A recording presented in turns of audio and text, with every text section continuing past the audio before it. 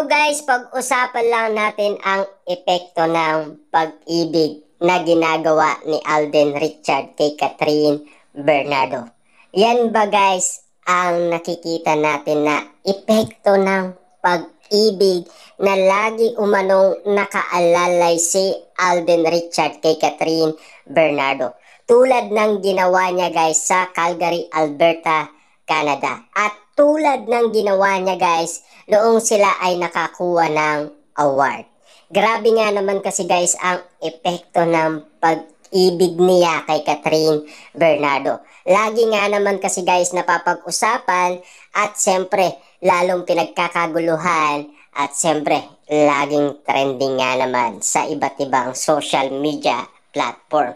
Kitang-kita naman natin kasi guys ang bawat kamay ni Alden Richard ay todo nga naman kasi siya sa pagkapit kay Catherine Bernardo. Naani mo guys na hindi na sila pwedeng pag-iwalayin pa dahil sa kanilang pagbabalik. Grabe nga naman kasi guys ang epekto, 'di ba, ng kanilang pagbabalik. Lalong-lalo na guys, ang mga fans ay kataka-taka na ang kanilang nakikita at napapansin umano. Siyempre, may kakaiba nga naman kasi sila ang pinapakita at lalong-lalo na may pagkakaiba sa nauna at ikalawa. Siyempre guys, spotted nga naman sa kanilang pag-amin yan. 'Di ba? At lalong-lalo na guys, spotted sa mga celebrity yan. Wala na yata sila guys pwedeng itago. Lahat yata guys ay alam na. 'Di ba? Siyempre, ang gusto lang nating malaman dito guys, anong klaseng epekto ang ginagawa ni Alden Richard kapag inaalalayan niya si Catherine Bernardo. Di baling masaktan si Alden Richard, wag lang si Catherine Bernardo. Naani mo guys nasugatan siya noon sa Calgary, Alberta, Canada. Diba? Kitang-kita naman natin kasi guys, pinakita ni Alden Richard ang kanyang sugat. Kung ano ang naging epekto ng kanyang pagiging alalay kay Catherine Bernardo. Masasabi ba natin guys, yan ay tawag ng pag-ibig o tawag ng pagiging magkaibigan nila? Hindi guys hindi ganun Kasi spotted ang panliligaw ni Alden Richard sa bahay ni Catherine Bernardo. Naani mo guys, alam naman natin busy si Alden Richard. Kasi pinagtapat niya yan guys, 'di ba? Spotted nga naman kasi sinabi yan ni Christopher Min na ang request umano ni Alden Richard 8 hours kasi ang gusto niya para makatulog siya. Pero nang dahil busy siya ay 1 oras lang ang kanyang tulog.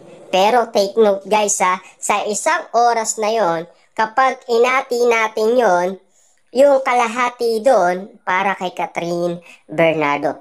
Ganyan ba kalupit magmahal si Alden Richard para kay Catherine Bernardo? Yan ba ang sinasabing magkaibigan lang? 'Di ba? Kasi guys, ito yung mga nababalitaan natin Ito yung naririnig natin Ito yung nakikita natin at napapansin natin. Medyo may pagkakaiba na. Kahit anong gawin natin guys, yung pa rin ang nakikita natin. Wala nang iba. Ito na yung epekto ng pag-ibig na ginagawa ni Alden Richard para kay Catherine Bernardo. Wala nang makakapigil pa guys. 'Di ba? Wala nang tututol pa ba? Alam naman natin sila na, 'di ba? Kahit ang marami guys ang kita nila parang sila na, para magjowa na sila. Ito na 'yun. Totoo na ang balita. Sila na talaga, 'di ba? Ayon kay Christopher Min at ayon din kay Ogie Diaz, 'di ba? Wala na yata guys naririnig tayo na hindi, mag-best friend lang kasi ang napapansin namin sa kanila. Hindi ganun guys 'di ba?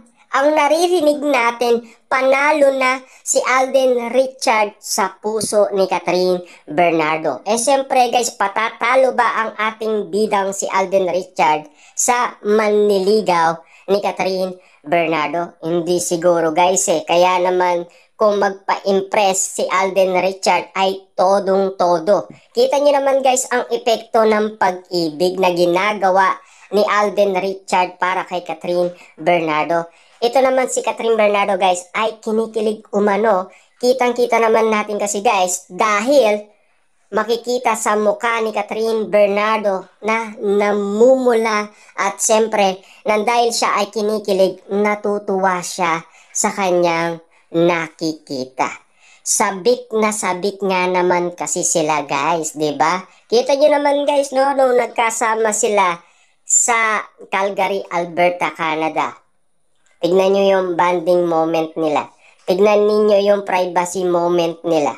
Alam yan guys ng mga netizens na nasa Canada. Alam yan guys ng mga fans nila sa Canada kung ano ang nangyaring kwento sa kanila doon. At siyempre, alam din ni MJ Felipe yan dahil tinanong din sa kanila yan. Diba? Ano ba ang tunay na epekto nito? Epekto ng pag-ibig yan. Diba? Kasi alam naman natin, naghahanap ng tunay na pag-ibig si Alden Richard matagal na. 'Di ba? Ikaw naman, yung kalahating oras na ibibigay mo kay Catherine Bernardo, pati na ang telebabad na nag-uusap na sila. At siyempre, yun naman ay naayon kay Catherine Bernardo. Lalong-lalo na noong siya ay pumirma ng kontrata. Ang sabi nga ni Catherine Bernardo guys, kung namimiss mo na ako, pwede mo akong i-chat, pwede mo akong i-text. I-text mo lang ako. 'Di ba? Grabe yun, guys. 'Di ba? Si Catherine Bernardo na mismo ang nag-open up na pwede niyang i-text ni Alden Richard at pwede niyang i-chat. 'Di ba? Siyempre guys, alam naman natin si Alden Richard. Gusto niya rin magkaroon ng girlfriend. Siyempre, alam naman natin guys, gamer si Alden Richard. Mas tutok na tutok siya sa pagiging gamer kaysa sa mag-anap ng kanyang love life. 'Di ba? Pero ngayon guys, mas tutok na siya sa kanyang love life kaysa sa kanyang pagiging gamer. 'Di ba? Kung papipiliin natin si Alden Richard, ang pagiging gamer niya or ang pag-aanap niya ng love life. Pero ang sabi dati guys ni Alden Richard, sa kanyang interview umano ni Dr. Vicky Bello, ang sabi niya, napaka-importante ng pag-ibig, 'di ba? Di baling nandyan lang kasi ang pagiging gamer niya, 'di ba? Pero ang sabi nga kasi guys ni Dr. Vicky Bello, kailangan alam din ng kanyang magiging ka-love life ang kanyang mga ginagawa. Katulad na lang guys ng pagiging gamer ni Alden Richard. Kasi guys, bata pa lang daw si Alden Richard ay gamer na siya. 'Di ba? Dahil naging addict daw siya sa pagiging gamer. Alam naman natin yan guys kasi ino-open up yan ni Alden Richard. Wala na maitatago yan. 'Di ba? Narinig pa ba natin guys na bumalik siya sa kanyang pagiging gamer? Na animo guys ayaw ni Catherine Bernardo ang Mobile Legend dahil siyempre pinagalitan niya dati si Daniel Padilla. Naani mo guys hindi niya daw matawagan si Daniel Padilla dahil sa kanyang paglalaro ng Mobile Legend. Ganon din guys yung nangyari sa kanila ni Catherine Bernardo. Hindi niya daw matawagan si Alden Richard dahil sa kanyang busy sa kanyang paglalaro Mobile Legend.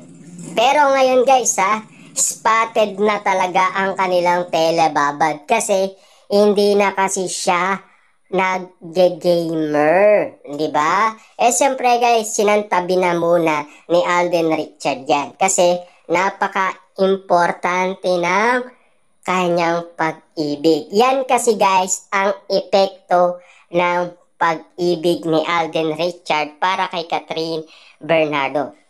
Naani mo guys laging napapag-usapan ang kanyang buhay pag-ibig, 'di ba? Laging ini-interview yan guys Lalong-lalo na kasi guys, pinag-iisipan siya dati na siya ay bakla, 'di ba? Pero ngayon, ayon kay Catherine Bernardo, sino man daw ang tumawag na bakla si Alden Richard ay makakalaban din nila si Catherine Bernardo. Ganyan kalupit guys si Catherine Bernardo, 'di ba?